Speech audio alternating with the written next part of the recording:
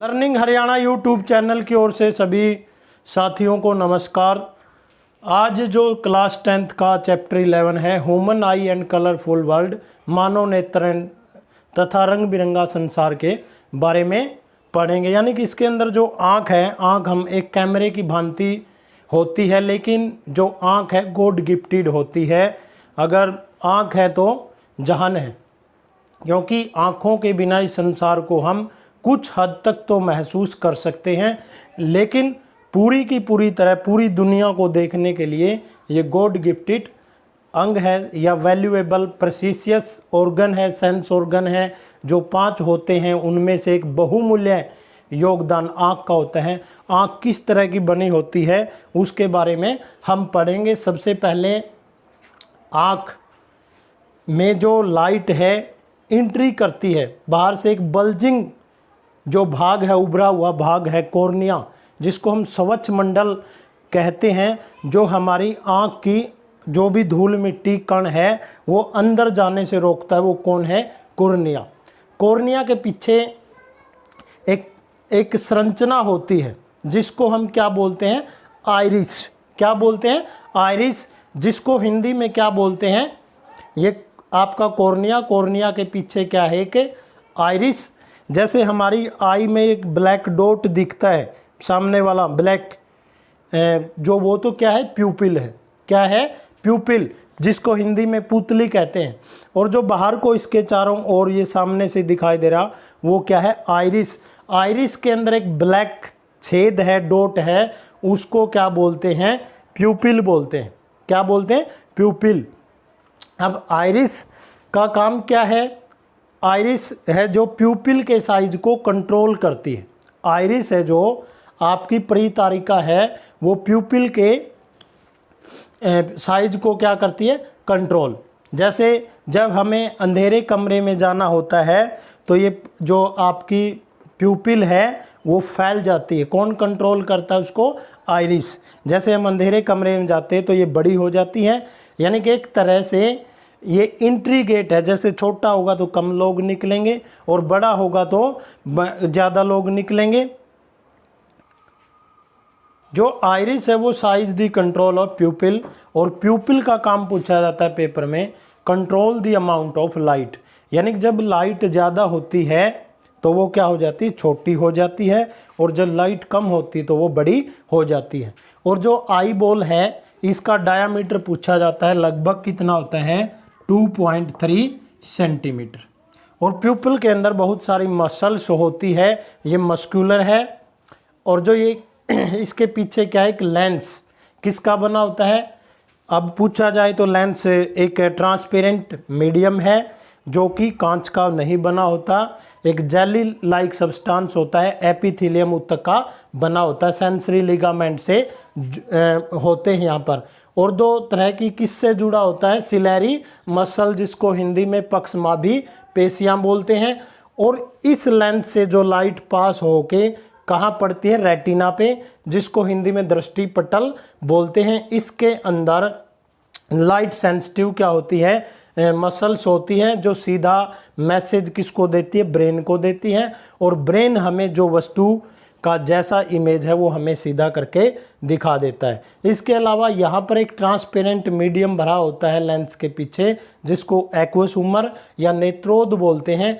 और एक आइज के पीछे जाके क्या होता है? विट्रस ह्यूमर या कचाप धरो बना होता है। और यहाँ पर क्या होती है बेटा? ऑप्टिक नर्व होती है जो किसको मैसेज भेजती है? ब्रेन को। और यहाँ पर जो इमेज बनता है वो कैसा बनता है? Real and inverted. Real and inverted, यानी किसी वस्तु का वास्तविक और उल्टा इमेज बनता है। लेकिन इसकी पावर या नेचर की जो पावर है वो 1 सेकंड का 16वां पार्ट में उसको जो इमेज रेटिना पे बनेगा वो कैसा बनेगा? Real and inverted. लेकिन ऑप्टिक नर्व के माध्यम से 1 सेकंड के 16वें पार्ट में, यानी 1 सेकंड के 16वें पार्ट में उसको तुरंत कैसा दिखा देते हैं? सीधा कर देती है। अब इसके अलावा हम ये कॉर्निया से एंट्री करती, इसके पीछे एक आइरिस होती है, आइरिस में एक ब्लैक डॉट है जिसको प्यूपिल बोलते हैं। लेंस है सेंसरी लिगामेंट, और किससे जुड़ा हुआ है, सिलेरी मसल से। डायामीटर 2.3 सेंटीमीटर होता है। ये रेटिना पे इसका इमेज बनता है। ये आइज के बारे में था। क्या था, आइज के बारे में। नेक्स्ट टॉपिक है पावर ऑफ अकोमोडेशन, जिसको हिंदी में बोलते हैं समझन अक्षमता। समझन अक्षमता हमने पढ़ा, जो लेंस है वो किसका बना हुआ है, जेलीदार या एपिथेलियम टिश्यू का। वो कुछ हद तक अपने कर्वेचर में या अपनी फोकस दूरी में क्या कर सकता है, परिवर्तन कर सकता है। जब लेंस के ऊपर कोई भी सिलेरी मसल्स का दबाव नहीं होता, पक्षमापी पेशियों का कोई दबाव नहीं होता, तो लेंस क्या हो जाता है, पतला हो जाता है। ऐसे इस पोजीशन में लेंस क्या हो जाता है, थिन, और हम दूर रखी वस्तुओं को या फार ऑब्जेक्ट या दूर रखी वस्तुओं को आसानी से देख सकते हैं, जिससे उसकी फोकस दूरी क्या हो जाती है, बढ़ जाती है, और हम दूर रखी वस्तुओं को देख सकते हैं। अब क्या है, जब सिलेरी मसल्स उसके ऊपर दबाव डालती है तो लेंस कैसा हो जाता है, मोटा हो जाता है। लेंस क्या होगा, मोटा, और उसकी फोकस दूरी क्या हो जाएगी, फोकस दूरी या फोकल लेंथ घट जाएगी, जिससे पास रखी वस्तुओं को देखा जा सकता है। क्वेश्चन ये उठता है, what is power of accommodation. जैसे हमने लेंस सूत्र में पढ़ा था 1/f 1/v माइनस 1/u। जब दूर से वस्तु आ रही तो उसका प्रतिबिंब कहाँ बन रहा है, रेटिना पे, नॉर्मल आई के लिए, और नज़दीक से आ रही वस्तु का भी प्रतिबिंब कहाँ बन रहा है, रेटिना पे। और जो v कभी भी चेंज नहीं होता, जब u को चेंज कर रहे हैं तो उसका इमेज ऑलरेडी रेटिना पे बनता है।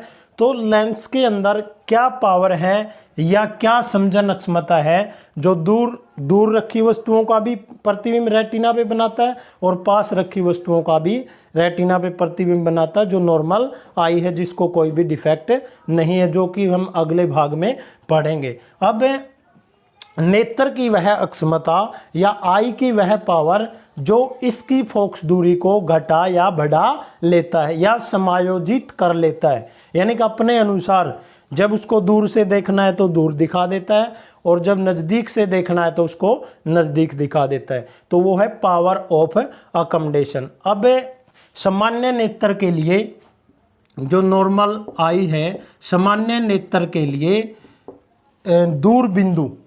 दूर बिंदु कितना होता है, इन्फिनिटी, अनंत। दूर बिंदु पूछा जाए वह दूरस्थ बिंदु जो बिना किसी खिंचाव के देखा जा सकता है, विदाउट टेंशन के, बिना किसी खिंचाव के वह बिंदु देखा जाए, उसको दूर बिंदु बोलते हैं। और वो सामान्य नेत्र के लिए कितना होता है, अनंत होता है। कितना होता है, अनंत। अब आता है एक निकट बिंदु।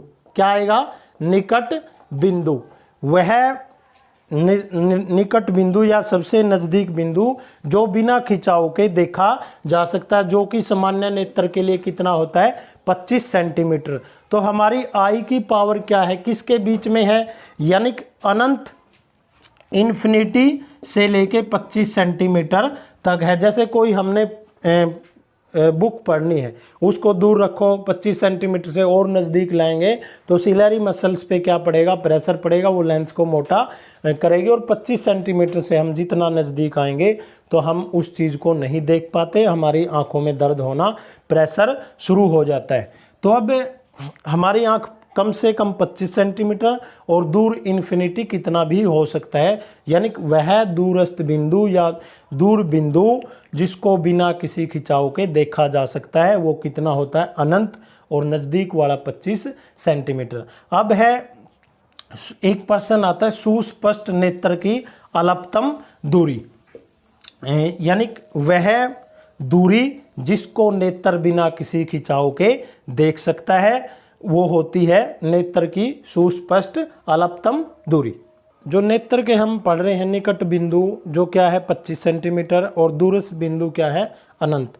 तो हम जैसे ही किसी पठन सामग्री को या बुक को 25 सेंटीमीटर से नज़दीक लाने की कोशिश करेंगे, सिलेरी मसल्स का दबाव बढ़ेगा लेंस पे और हमारे हेड में भी पेन हो सकता है, इसलिए कि वह न्यूनतम दूरी जिसे नेत्र बिना खिंचाव के देख सकता है, जो कि 25 सेंटीमीटर होता है, उसको नेत्र की सुस्पष्ट अल्पतम दूरी बोलते हैं या least distance of distinct vision. इसके अलावा जैसे जैसे आयु बढ़ती है तो ये क्रिस्टलीय लेंस है जो वो धुंधिया हो जाता है और मोतियाबिंद हो जाता है अधिक आयु बढ़ने पर, तो उसको शल्य चिकित्सा के द्वारा उसका ट्रीटमेंट करवाना पड़ता है, इलाज करवाना पड़ता है। इसके बाद अगले जो टॉपिक होगा हमारा नेत्र के जो आई के डिफेक्ट है, मायोपिया, हाइपरमेट्रोपिया और प्रेसिबायोपिया, जिसको निकट दृष्टि दोष, दूर दृष्टि दोष और जरा दूरदृष्टिता को हम अगली वीडियो में करेंगे। Thanks for watching. उम्मीद करता हूँ आपको ये वीडियो पसंद आई होगी। इस चैनल लर्निंग हरियाणा को सब्सक्राइब करें, वीडियो को लाइक करें, शेयर करें, कमेंट करें। सभी को